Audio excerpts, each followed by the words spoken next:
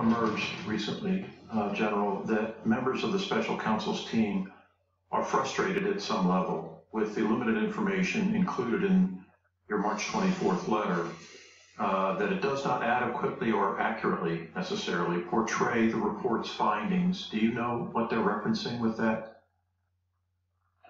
No, I don't. And of course, right there, according to tonight's breaking news, the Attorney General did know about Robert Mueller's frustration. Over time, as the New York Times pointed out, Bill Barr's assessment of Mueller's investigation seemed to change. They pointed to this exchange with Barr during his confirmation hearing back in January. Do you believe Mr. Mueller would be involved in a witch hunt against anybody? I don't believe Mr. Mueller would be involved in a witch hunt. Well, those comments now stand in sharp contrast to what Barr would go on to say this month. Do you believe that the investigation that Director Mueller undertook was a witch hunt or illegal, as been asserted by the President?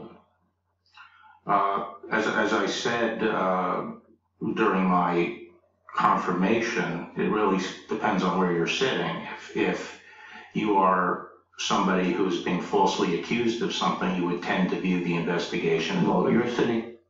You would not be alone for asking what's going on here, and with us for more, two people who know a thing or two because they've seen a thing or two in this area. Sam Stein, politics editor for the Daily Beast, and Katie Benner, Justice Department reporter for the New York Times. So, Sam, talk about your reporting tonight. What is or was Mueller prepared to say? What was Justice trying to do to him, if anything, to prevent him from testifying? So our reporting is a little bit limited on that first front. What we know is that Mueller had given indications to people on the Hill that he was ready to testify about his report. We don't know if it was going to be a public testimony, private testimony, or the length or contours of what kind of hearing it could be, but the indications were given.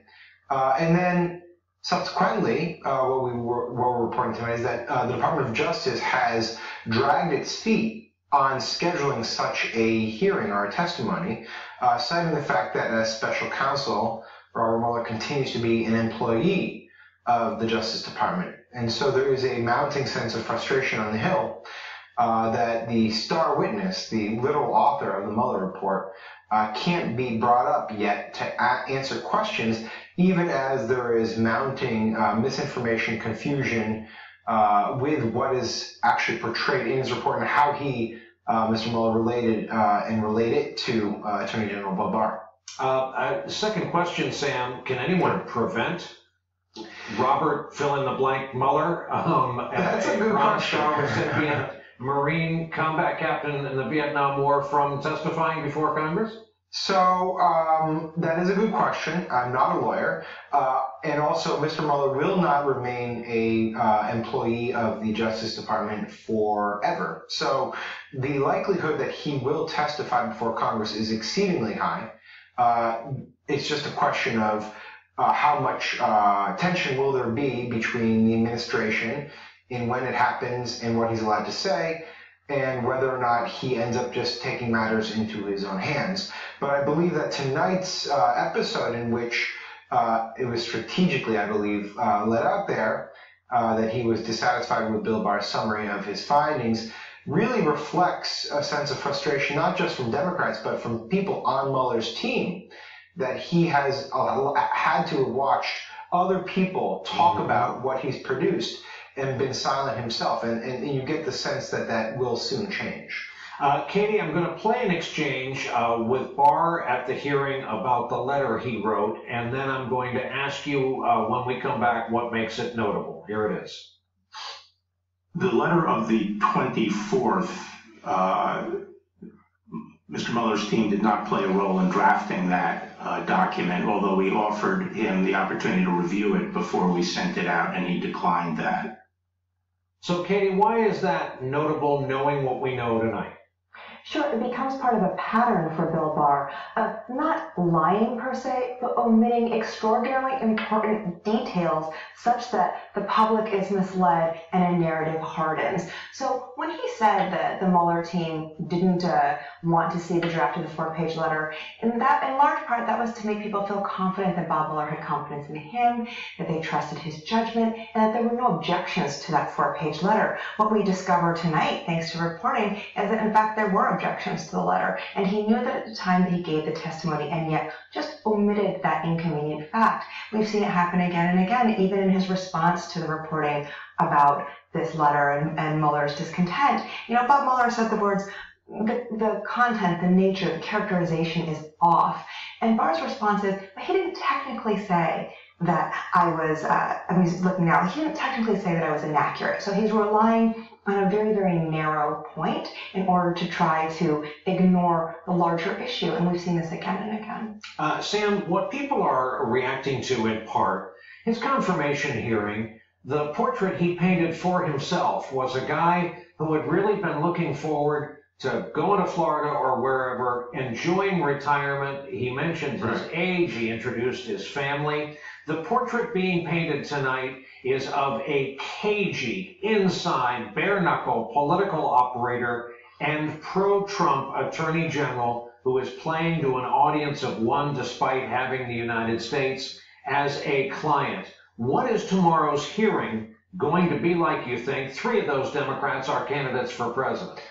Well, it's going to be messy. It's going to be emotional. People are going to be upset with what is a consistent misrepresentation of information that he had sole or near sole possession of, and highly sensitive public information at that point too.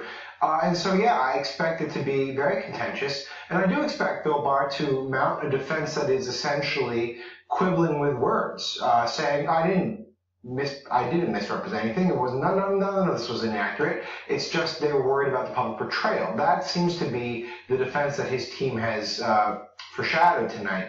But yeah, Brian, you're absolutely right. Keep in mind the context of the confirmation hearing was deep concern over the interim appointment of Matt Whitaker, the possibility that a true Trump ally, someone who was a sycophant, would be put in this position and basically end the probe. And Bill Barr gets put out there, presented as someone who actually could land the plane, to borrow a phrase, and do so admirably. And what we found out is that every step along the way, he has made a choice that has been highly controversial, if not downright misleading, and he's going to have to answer for that tomorrow. So, Katie, how do we now think about Thursday, Democratic-controlled House of Representatives, Judiciary Committee? Everyone's acting like staff have never asked questions before. Of course, it's been a tradition. Ask Fred Thompson, Sam Dash, who made their bones at the Watergate hearings as staff counsel. So do you think, I guess this calls for an opinion, we will see Barr before House Judiciary on Thursday? Well, sure. I'd love to address that question. I mean, Jerry Nadler's gambit was, we're going to force Barr to do something that could also set a precedent so we can continue to use House counsel in questions going forward around the Mueller report. Now, Nadler can do that, and he can fight it, and he can subpoena Barr, and Barr cannot show up on Thursday.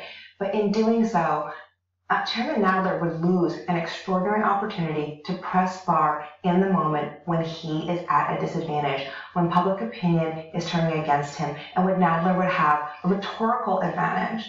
So to lose that opportunity could be huge. And so does Nadler really want to make the calculation, I'm going to subpoena Barr and fight this, and then maybe asking questions about this matter weeks or months from now when people aren't paying attention or don't care? I think there is a chance that we could see Nadler change course, and I think that he could use the breaking news tonight and say, you know what, the situation has changed. It is essential that we get him before the committee right now in a timely fashion. And then in addition to what Sam was saying about how messy it's going to be, we also need to step back and take a look at what Barr represented, not just in terms of integrity and restoration of integrity to the department.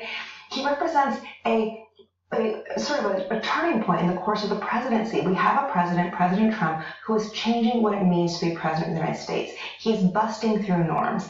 And right now it looks like he has an attorney general who's inclined to help him do that.